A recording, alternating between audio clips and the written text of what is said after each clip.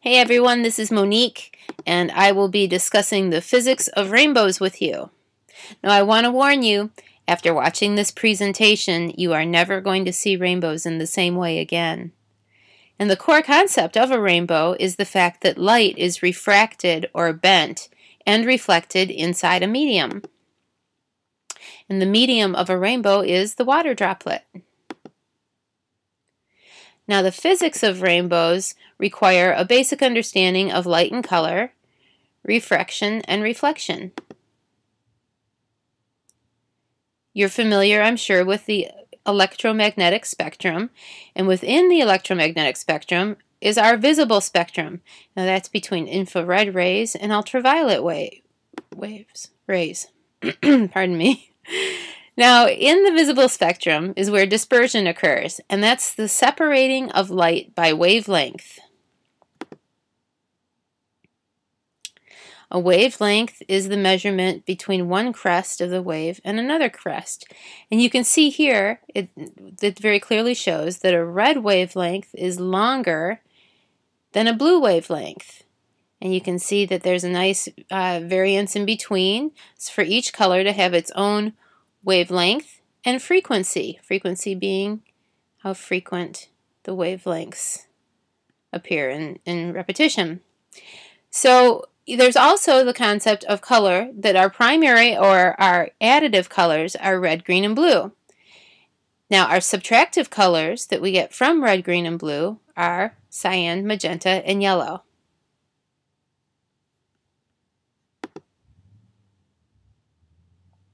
Rainbows can be seen when white light refracts, disperses, and reflects on the inside of a medium. So here we have the example of our water droplet. The white light from the sun enters the droplet where it refracts. It goes and bounces off the back of the droplet where it reflects, and then refracts again one more time before the waves are leaving the droplet. Snell's law is the formula used to describe the relationship between the angles of incidence, reflection, or refraction. Refraction and reflection occur anytime a rainbow is seen.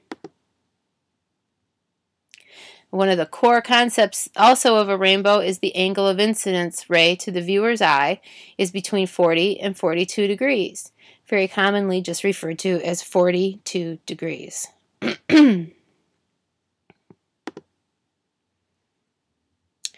Here you can note that each color is seen from a different drop. Okay, now these are fast facts that are true for every rainbow. Every primary bow has a secondary bow beyond it. There's a dark band in between these two bows, and there is white light beneath the primary bow and darker clouds above the secondary bow. Now the secondary bow is almost twice as wide and 1/10 as bright as the primary bow. Here's a diagram of the secondary rainbow droplet. The sun enters the droplet where it refracts and begins to disperse. Then it reflects off the back of the droplet, and here's the variance. It reflects a second time before refracting and leaving the droplet. Whereas primary bows only reflect once and refract twice. A secondary droplet reflects twice. Because of that additional reflection, the secondary bow is inverted. The colors are inverted. Alright, so here's an example. We have the white light underneath the primary rainbow, Alexander's dark band between the primary rainbow and the secondary rainbow, and the dark clouds beyond the secondary rainbow. Now, since we've covered that material, I think we can all agree that every rainbow is unique to each viewer. The center point of the rainbow is the center of the shadow of your head. And when viewing a rainbow, a puddle at your feet will look red, which I think is really interesting and an exciting thing for us all to try.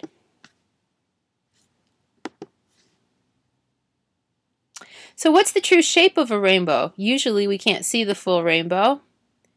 Sometimes a full rainbow can be viewed at higher elevations, such as from an airplane.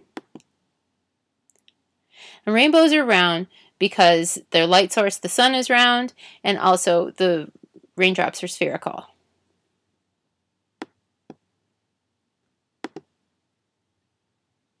So on a sunny day, make your own rainbow using a garden sprinkler or some other tool. Okay, so we've all heard of the white rhino or the white elephant, but is the rare white rainbow real? Why, yes it is. White rainbows appear when water droplets smaller than 0.05 millimeters are the medium, and this would be occurring in fog.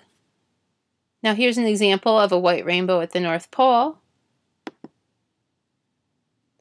And when you're looking at the white rainbow, look for a red outer edge and a blue inner edge.